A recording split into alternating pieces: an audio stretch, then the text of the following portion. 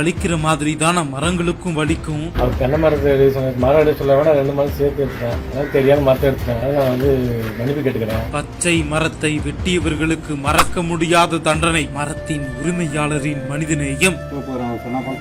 அவர் சொன்ன தப்பு நம்பர்.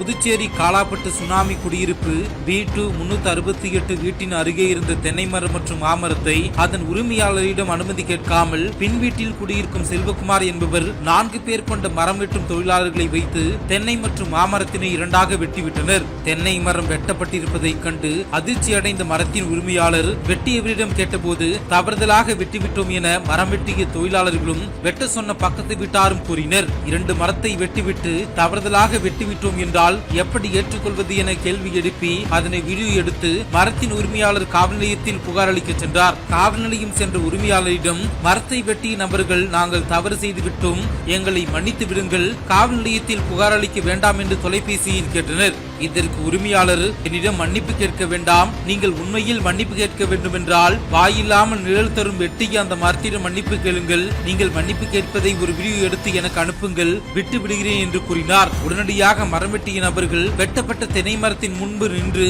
நாங்கள் செய்தது தவறு, மன்னித்து விடு என்று தோப்புகரணம் போட்டு மன்னிப்பு கேட்டு அதனை வீடியோ எடுத்து உரிமையாளருக்கு வாட்ஸ்அப்பில் அனுப்பினார். இதனை ஏற்று மரத்தின் உரிமையாளர் புகார் அளிப்பதை நிறுத்தி கைவிட்டு சென்றார். காலாப்பட்டு சுனாமி குடியிருப்பில் வெட்டிய தென்னை மரத்திடம் மன்னிப்பு கேட்ட சம்பவம் பெரும் சுவாரஸ்யத்தை ஏற்படுத்தியது. வரும் 22ஆம் தேதி மதுரையில் முருக பக்தர்கள் மாநாடு நடைபெற இருக்கிறது. முருக பக்தர்கள் அனைவரும் கலந்து கொண்டு சிறப்பிக்குமாறு அன்போடு வேண்டுகிறேன்.